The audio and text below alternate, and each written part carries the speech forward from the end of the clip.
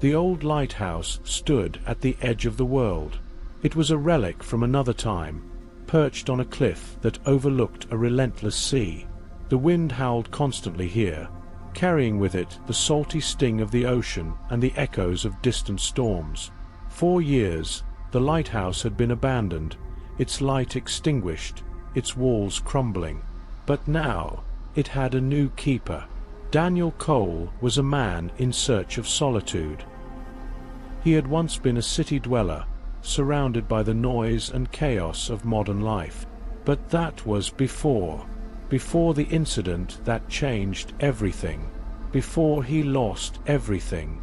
The lighthouse, with its isolation and silence, seemed like the perfect place to escape the memories that haunted him. When Daniel first saw the lighthouse, he felt a strange pull. The structure was imposing, even in its disrepair, and the sea below was as dark as ink. The surrounding land was barren, with only a narrow, winding path leading up to the lighthouse from the small village miles away. The villagers had been wary when Daniel arrived, their eyes filled with caution as they spoke of the lighthouse and the cliffs. There were stories, they said, but Daniel had paid them no mind. He was not here for stories. He was here for silence. The first night in the lighthouse was uneventful. Daniel unpacked his few belongings, setting up a small living space in the keeper's quarters. The walls were damp, the air heavy with the smell of salt and mildew, but Daniel didn't mind. It was exactly what he wanted, desolate and untouched by time. As he lay in bed that night, the sound of the waves crashing against the rocks below lulled him into a dreamless sleep. Days passed, and Daniel settled into a routine. He would wake early, make a simple breakfast, and spend the day exploring the lighthouse and its surroundings. The tower was tall, with narrow stairs spiraling up to the top where the lantern room was located. The glass was foggy, cracked in places, but the view from up there was breathtaking. The sea stretched out endlessly, a vast expanse of nothingness, and Daniel felt a strange sense of peace as he looked out over it. But then, the occurrences began. It started with small things. At first, Daniel thought it was just his imagination. The door to the lantern room would be open when he was sure he had closed it. Items he left on the table would be moved when he returned. The radio, an old, crackling thing, would sometimes turn on by itself, playing faint, distorted voices that he couldn't quite make out. Daniel tried to dismiss these events as the quirks of an old building, a structure worn down by the elements and time. But then came the knocking. One night, as Daniel sat reading by the dim light of an oil lamp, he heard it, a faint, rhythmic knock coming from the walls. It was soft at first, almost as if someone were tapping from inside the walls. He froze, his breath catching in his throat. The knocking grew louder, more insistent, echoing through the empty lighthouse. Daniel stood, holding the lamp aloft, and followed the sound. It seemed to be coming from the walls themselves, moving from one side of the room to the other, as if something were inside, trying to get out. He spent the rest of the night searching for the source of the sound, but found nothing. The walls were solid, the windows closed.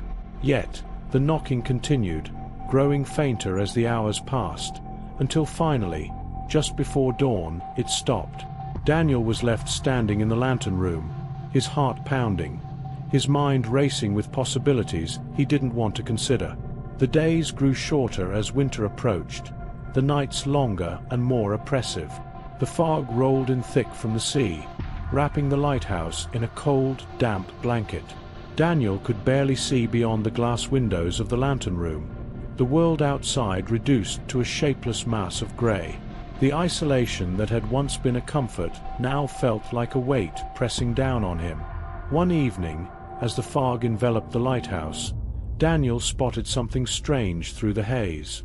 At first, he thought it was just a trick of the light, a shadow cast by the fading sun.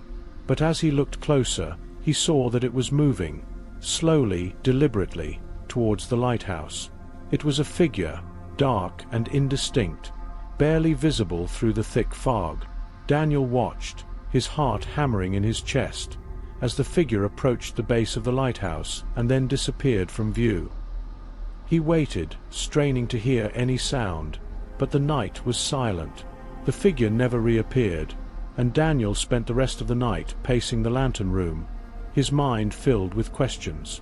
Who was it? Why were they out there in the fog? And why did they never come inside? Over the next few days, Daniel couldn't shake the feeling that he was being watched. The sense of unease grew stronger with each passing hour.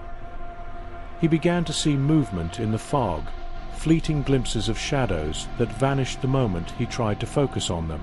At night, the knocking returned, louder than before, and sometimes it was accompanied by whispers, faint, unintelligible murmurs that seemed to come from within the walls.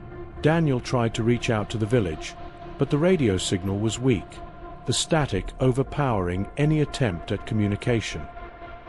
He was alone, cut off from the world, with only the fog and the shadows for company.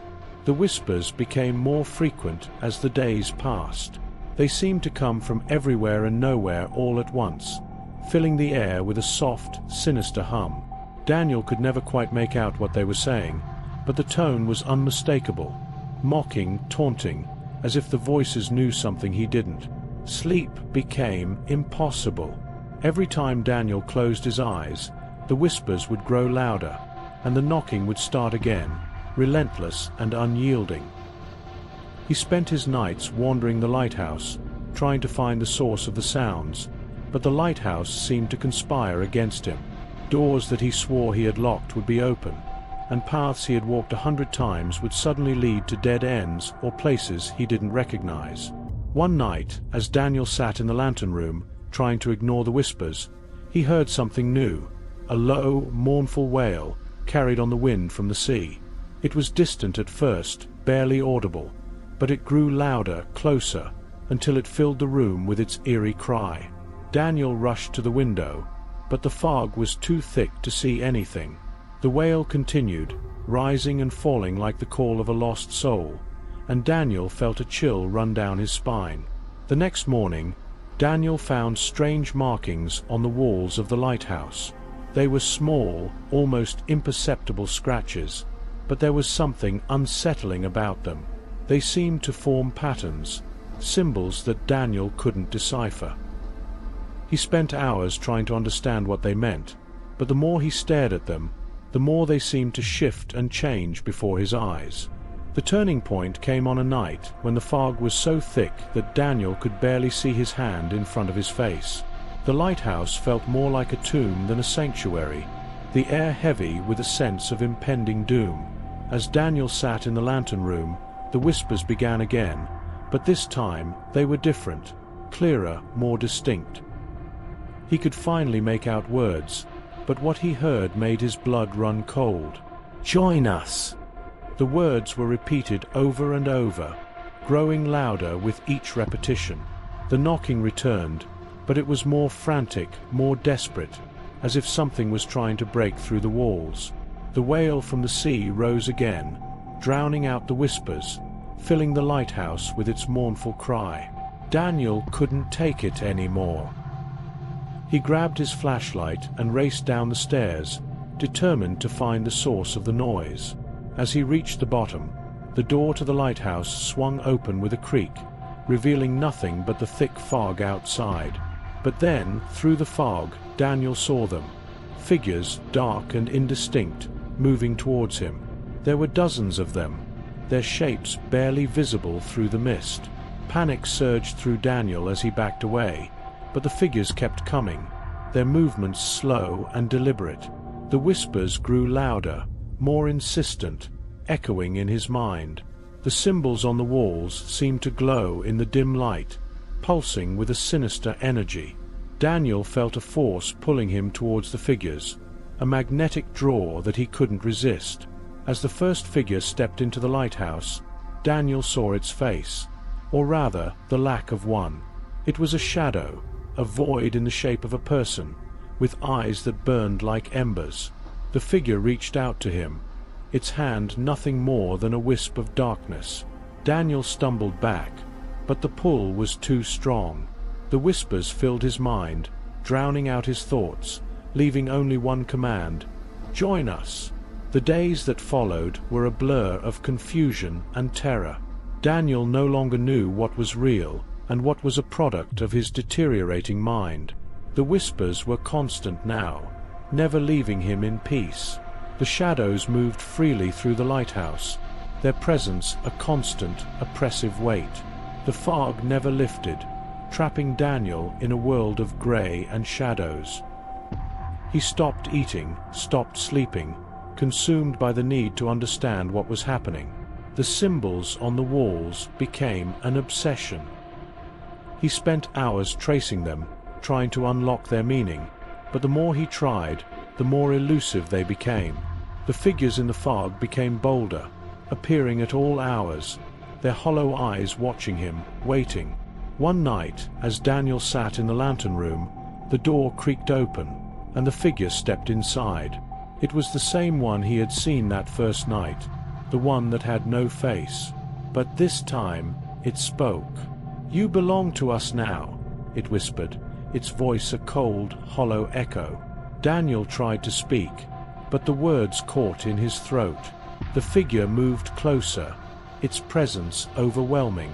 "There is no escape," it continued. "You are part of this place, part of us, forever." The realization hit Daniel like a blow. He was trapped, not just in the lighthouse, but in something much older, much darker. The lighthouse was not just a building. It was a doorway, a beacon that called out to the things in the fog, the things that were not meant to exist in the world of the living.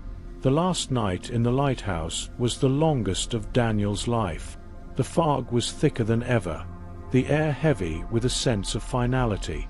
The whispers were deafening, the knocking relentless. The shadows moved freely through the lighthouse, their shapes flickering in and out of existence. Daniel could feel them watching him, waiting for him to give in.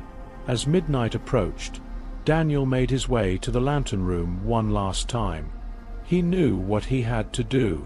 The lantern, long since extinguished, stood as a silent sentinel, its glass cracked and foggy.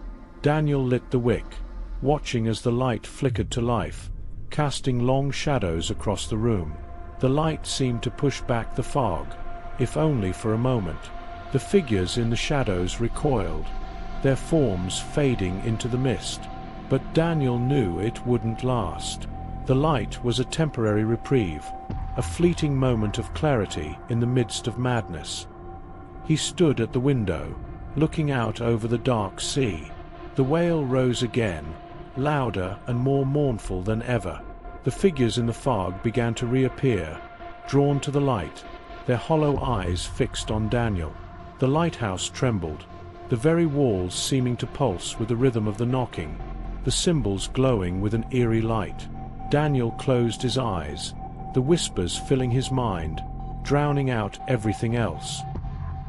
He took a deep breath, feeling the pull of the darkness, the inevitability of what was to come, and then, in a moment of clarity, he understood. The lighthouse had never been a refuge. It had been a trap, a beacon that called out to the lost, to the souls that wandered the fog. The figures in the shadows, the whispers, the wails, they were all part of it, drawn to the light, to the promise of something they could never have. Daniel opened his eyes, the light from the lantern reflecting in the glass. He could see them now, all of them, dozens of figures, all watching him, all waiting. With a final, determined breath, Daniel stepped away from the window and walked towards the center of the room. The light flickered as he approached the lantern, the shadows closing in around him. He reached out, his hand trembling, and extinguished the flame. The darkness was immediate, absolute. The whispers fell silent, the knocking stopped. The figures in the fog vanished, leaving Daniel alone in the cold, empty lighthouse. But he was not afraid. The silence was comforting, the darkness a welcome relief. Daniel stood there for a moment, letting the peace wash over him, before turning and walking towards the door. He stepped outside into the fog, the sea roaring below, the air thick with the scent of salt. The lighthouse loomed behind him, its presence no longer a threat, but a distant memory. Daniel walked towards the edge of the cliff, the ground firm beneath his feet, the fog parting before him. And then, without hesitation, he stepped off the edge. The lighthouse stands silent now, its light extinguished, its halls empty. The fog still rolls in from the sea, thick and oppressive, but the whispers are gone, the shadows no longer move through the walls. The villagers speak of the lighthouse in hushed tones, their warnings to travelers growing more urgent with each passing year. They say the place is cursed, that those who seek solitude within its walls are never the same when they return, if they return at all. But the lighthouse remains, a beacon at the edge of the world, waiting for the next soul to answer its call. And the fog, ever present, whispers to those who listen, calling them to the edge, to the darkness that lies beyond.